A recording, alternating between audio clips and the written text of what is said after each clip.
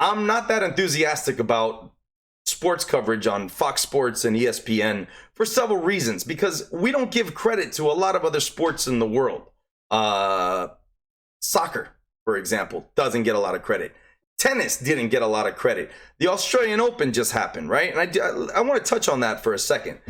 Something happened in the Australian Open that you probably don't even know, and you're about to hear for the first time, but did you know that in the women's side of the bracket, yeah, Serena didn't win. All right, Serena, she didn't. She may be the greatest women's tennis player of all time, but you know what? She's getting old, and she's getting banged up more and more, which is natural. It's what happens. Nobody beats father time, or we're going to call it mother time for the women's bracket, right? To be fair. But it's undefeated. You feel me? So Serena's greatness is in its closing chapters. She is the greatest, undeniably the greatest women's tennis player we've ever seen. But there's more coming.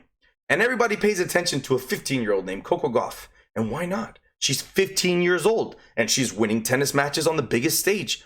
Kudos. Coco, I'm a fan. I'm very happy for you.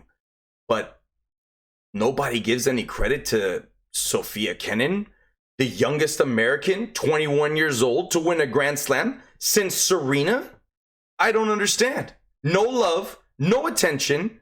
You probably just heard her name for the first time. Sofia Kenin, 21 years old, won the Australian Open. She beat the number one ranked in the tournament from Australia. I believe it's Hardy.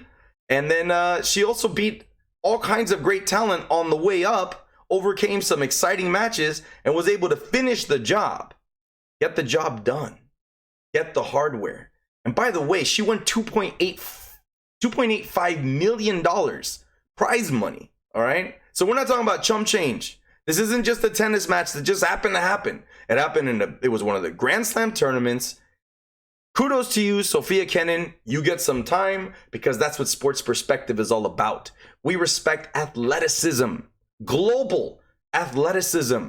It is ludicrous to me that ESPN and Fox Sports, they think that here in the United States, we don't care about world events and sporting events around the world. All we care about is the NFL and the NBA. That's it. That's the only thing we care about. I mean, why even watch other sports? I mean, sure, they show it.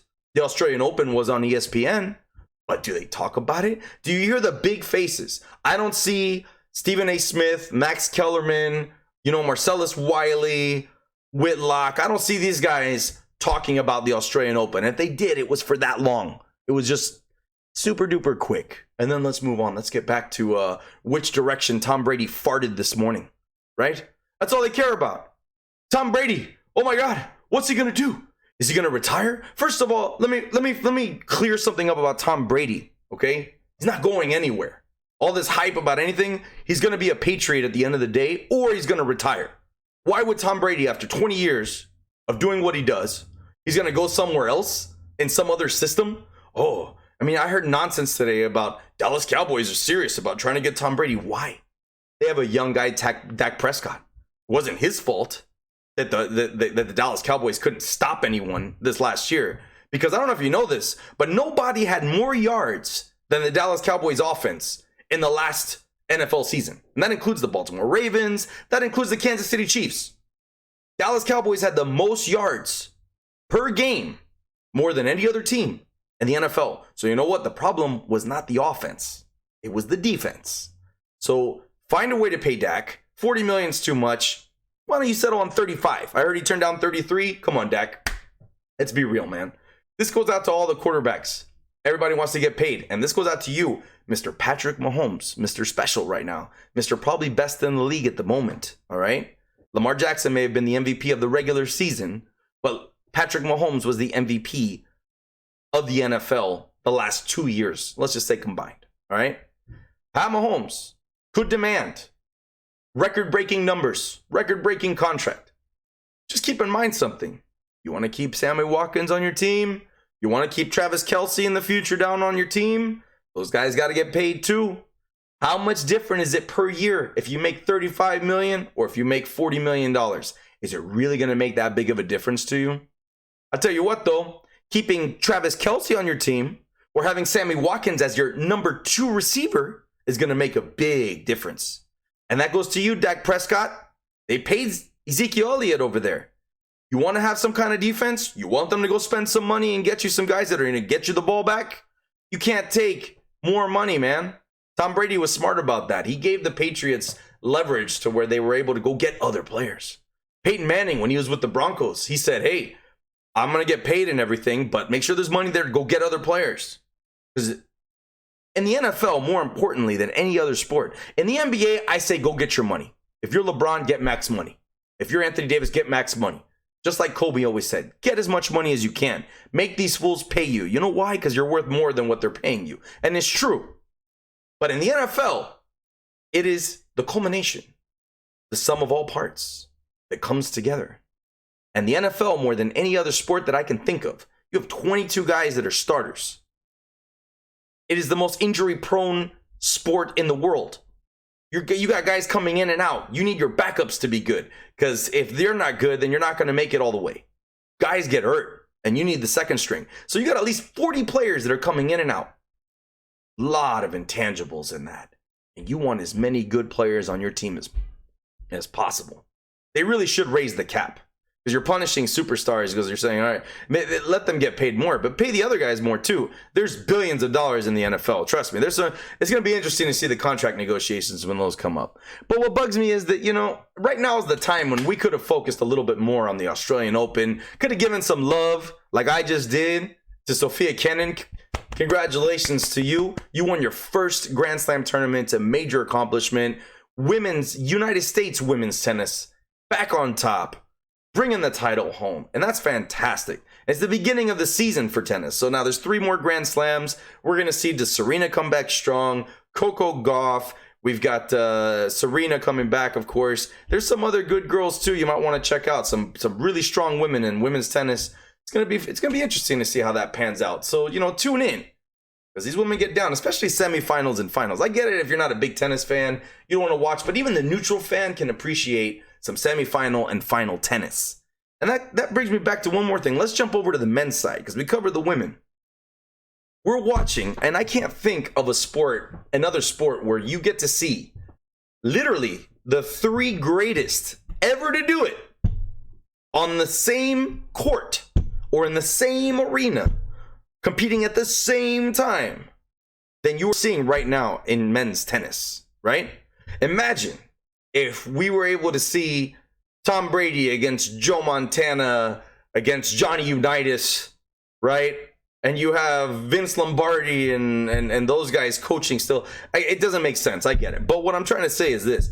We couldn't see Michael Jordan versus Kobe Bryant in their primes or at the same time competitive eras with Magic Johnson, with Shaq, right? No, you can't get that. You can't get that. It can't happen. All we can do is debate and theorize. Oh, how would LeBron match up against Michael in his day? Those are the arguments you hear today, but you can't see it. But in men's tennis, okay? I mean, I'm someone who's watched tennis his entire life. I saw Pete Sampras. I saw Andre Agassi. We have 3 men right now who have more titles than anyone else. They have dominated. I wrote this down somewhere. They have won 55 out of the last 66 Grand Slams dating back to 2003. There's only 4 a year. And they've won 55 out of 66 combined. You have Roger Federer, currently ranked number 3 in the world. He's won more titles than anyone, right? He's got 20 Grand Slam titles, okay? He's 38 years old. He's at the end of his career, all right? I'm going to say he's the 3rd greatest player of all time in tennis. He may currently have the most Grand Slams, but that's going to get broken, right? But he's still winning. He's still competing, and he's going against the 2 guys that are going to take his spot probably, which are Rafael Nadal and Novak Djokovic. And all I got to say is this. I mean, Nadal has 19 Grand Slams. He's only 1 behind Roger Federer. He's 33 years old, and his greatest rival, Novak Djokovic, is 32 years old, and he's got 17 Grand Slams, and he just won the Australian Open, he's the king of Australia. He's got 8 of those, so, it's no joke. If you watch these guys play, it is a level of tennis that we have never seen before, especially when both show up and it turns into like a 5-setter legendary match. But Novak Djokovic had an amazing comeback. He was down 2-1 in the final, and he came back and overcame that. So, again, you don't need to be a hardcore tennis fanatic to appreciate some amazing amazing athleticism and amazing competition like Novak Djokovic did. I mean, we're talking big money here. I don't understand what's not the appeal and why ESPN doesn't want to push this more. Roger Federer has made $124 million in his career. He made $93 million last year.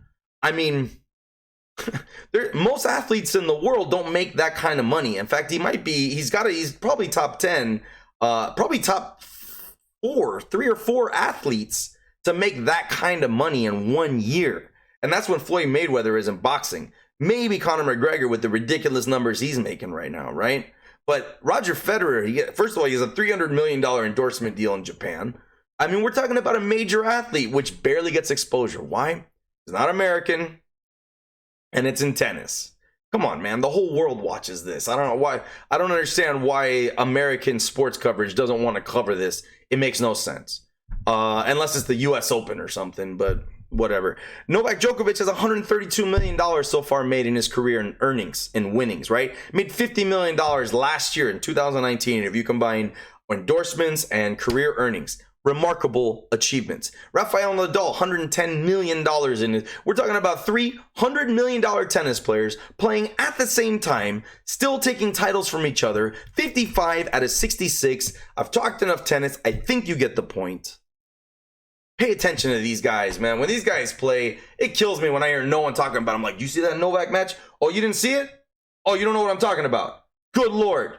So anyways, ESPN, Fox Sports needs to step up. I mean, seriously, do we need to keep talking about Tom Brady? Like, he woke up today, he blinked 5 times with the left eye and 6 with the right in a span of 1 minute. Let's analyze that. What does this mean? Is he going to go to Las Vegas and be on the Raiders? Is he going to stay on the Patriots? It just doesn't. Come on, man. Let's talk about some other stuff. I mean, it just gets over and over and over. It's the same thing regurgitated, spit down your throat.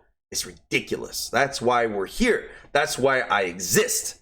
Because we need to talk about these other things. Leave your comments if you disagree with me, if you agree with me. Tell me right here in the comments, and you say, you know what, you're right, more tennis, or I really don't care about tennis, Mr. Balls, stop talking about it. I want to hear what my audience says, so please tell me what you think.